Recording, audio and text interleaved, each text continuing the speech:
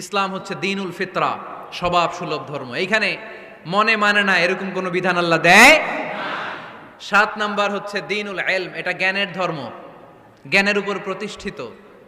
এই ধর্মের প্রথম কথা হচ্ছে পড়ো। প্রথম কথা কি? আরবিতে কি? বিসমি রাব্বিকাল্লাযী, read in the name of your lord who has created. পড়ো তোমার প্রভুর নামে যিনি তোমায় শিখিয়েছেন। সুবহানাল্লাহ পড়েন। আবু দারদা রাদিয়াল্লাহু তাআলা আনহু বলতেন, কুন আলিমান, আলেম হও, আও মুতাআল্লিমান, অথবা আলেমের ছাত্র হও, আও মুত্তাবিআন, অথবা আলেমের ফলোয়ার হও, আও মুহিব্বান, অথবা আলেমকে ভালোবাসো, ওয়ালা তাকুনিল খামিস, 4টা হইও, 5 নাম্বার হইও না, ফাতাহলিক, তাহলে ধ্বংস হয়ে যাবা। 5 নাম্বারটা হচ্ছে আলেম বিদ্বেষী, খবরদার আলেমদের পিছনে লেগো না, তাহলে তোমার দিন দুনিয়া আখিরাত সবটারে বরবাদ করে দিবে কে? এটা নলেজের উপর বেস করে ধর্ম, এখানে উল্টাপাল্টা কথা বলার সুযোগ।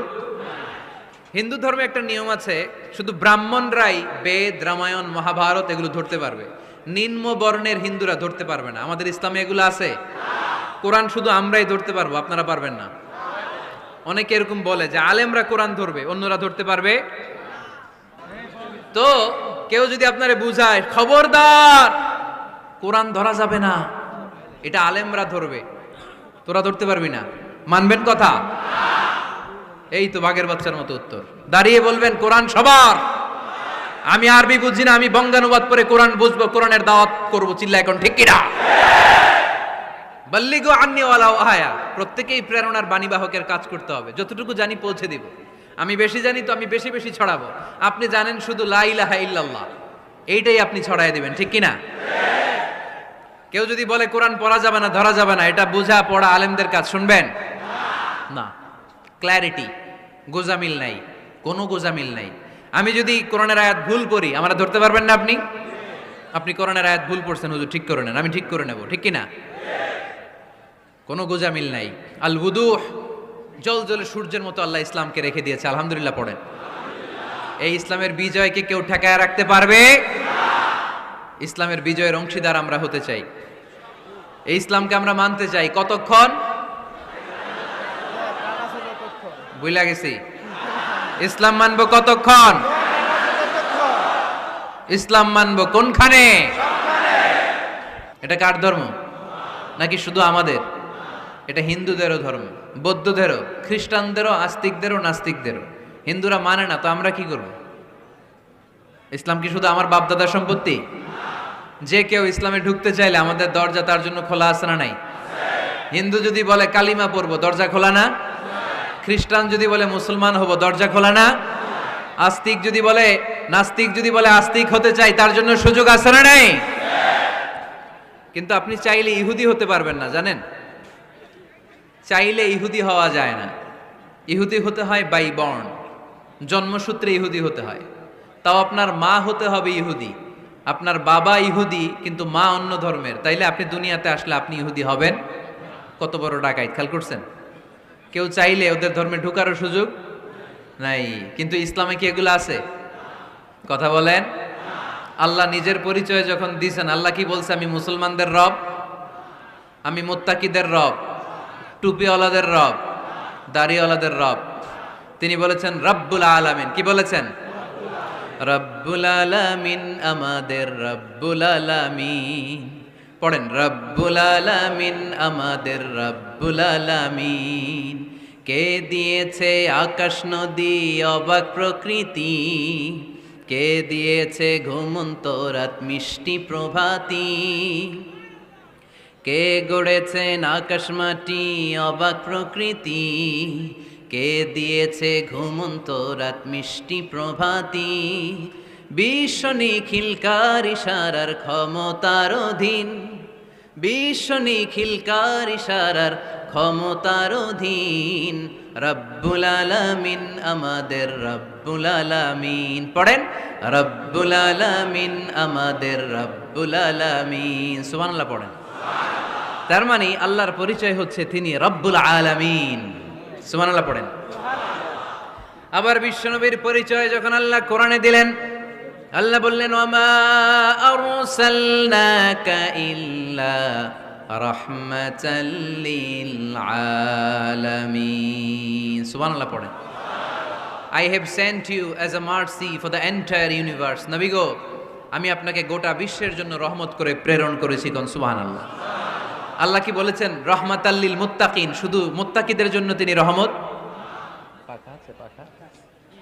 আল্লাহ কি বলেছেন বিশ্বনবী শুধু মুসলমানদের জন্য রহমত?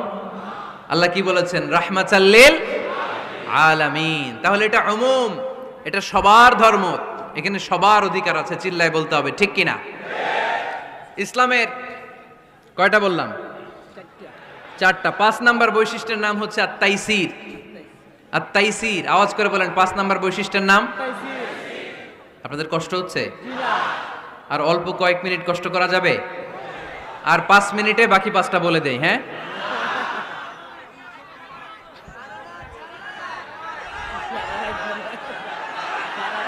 সারা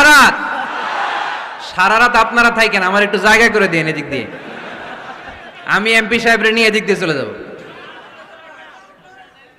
তাহলে 5 নাম্বার বৈশিষ্ট্যের নাম হচ্ছে আত-তাইসির। চিল্লায় বলেন, কি নাম? তাইসির মানে সহজ। তাইসির মানে ইসলাম কঠিন না সহজ? জোরে বলেন। ইউরিদুল্লাহু বিকুমুল ইউসরা ওয়ালা ইউরিদু বিকুমুল উসর। আল্লাহ তোমাদের জন্য সহজ চায়, কঠিন চায় না। ওমা জাআলা আলাইকুম ফিদ্দীন মিন হারাজ। আমাদের দ্বীনে, ইসলাম ধর্মে কোনো কাঠিন্যতা নাই ভাই। আপনার পাশের ঘরের হিন্দু ভাইটার সাথে যখন কথা বলবেন, প্রথমেই বলবেন ইসলাম খুব কঠিন, নাকি? কি বলবেন? কি বলবেন? সহজ। কতটা সহজ দেখেন। দাঁড়িয়ে নামাজ পড়া কি ফরজ? দাঁড়াতে না পারলে বসে নামাজ পড়লে কবুল করবে কে? আল্লাহ। ওযু করে নামাজ পড়া কি ফরজ? পানি নাই, তায়াম্মুম করলে কবুল করবে কে? আল্লাহ। বিয়েতে মোহরানা দেওয়া কি ফরজ? এখন মোহরানা নাই। এক সাহাবী বললে, ইয়া রাসূলুল্লাহ বিয়ে করব। বিশ্বনবী সাল্লাল্লাহু আলাইহি ওয়াসাল্লাম বললেন, মোহরানা আছে? নাই। কি আছে? কই কিচ্ছু নাই। তো কিচ্ছু না থাকলে বিয়ে করবা কেমনে? কোরআন পারো? সাহাবী রাদিয়াল্লাহু আনহু বললেন, পারি। এক মেয়েকে বললেন, তুমি পারো? কয় না, পারি না। বিশ্বনবী বললেন, আসো বিয়ে পড়াই দে। দুইজনের বিয়ে পড়াই দিলেন। বিয়ে শেষে বললেন, মা, তোমার স্বামীর পার্থিব জগতের কোনো সম্পদ নাই যেটা দিয়ে মোহরানা আদায় করবে। তুমি কোরআন পারো না, কিন্তু তোমার স্বামী সাহাবী কোরআন পারে। সে প্রতিদিন আর রাতে তোমাকে একটু একটু করে কোরআন শিখাইয়া দিবে। এটাই মা তোর বিয়ের মোহর। ইসলাম খুব কঠিন না? আমরা কঠিন বানাইছি মৌলবীরা, ঠিক কিনা?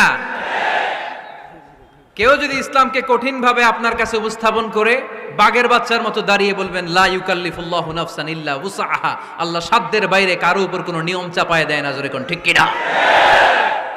ইসলাম সহজ।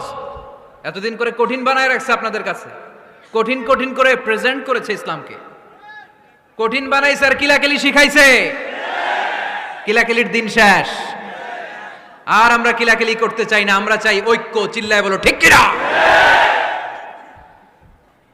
কিলাকিলির দিন শেষ, গোজামিলের দিন শেষ, ভুল বুঝানোর দিন শেষ। জনগণ সচেতন, জনগণরে ধোকা দেয়া চলবে। সহজ, ইসলাম সহজ। আল্লাহ রাসূল সাল্লাল্লাহু আলাইহি ওয়াসাল্লাম বললেন, ইয়াসসিরু ওয়ালা তুআসসিরু। সহজ করো, কঠিন করো না। মুআয ইবনে জাবালকে ইমাম বানালেন। উনি মাগরিবের নামাজে সূরা বাকারা ধরছেন, কোরআনের সবচেয়ে ছোট সূরা। বড় সূরা?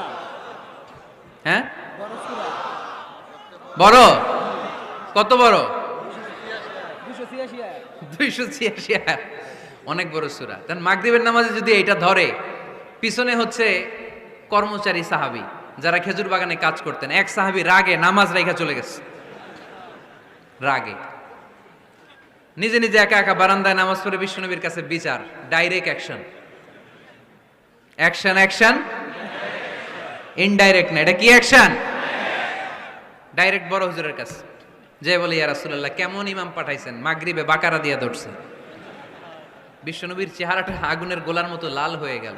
ইমামকে ডেকে পাঠালেন, কারণ লোকজন তো কিছু করতে পারবে না। এটা তো বিশ্বনবীর অ্যাপয়েন্ট করা ইমাম। যিনি অ্যাপয়েন্ট করেছেন তার কথা ছাড়া এখানে সভাপতি আজকে বলল আপনি ইমাম, কালকে বলল আপনি নাই, এরকম ইমাম নাকি? বিশ্বনবী অ্যাপয়েন্ট করেছেন। বিশ্বনবী ডেকে পাঠালেন। তার সাথে কথা বলতে যে বিশ্বনবীর চেহারাটা আগুনের গোলার মতো লাল হয়ে গেল। রেগে মেগে বিশ্বনবী বললেন, আফাত্তানুন আনতা ইয়া মুআয। মুআয, তোমার কি ফিতনা বাজানোর জন্য এখানে ইমাম বানায় পাঠাইছিলাম?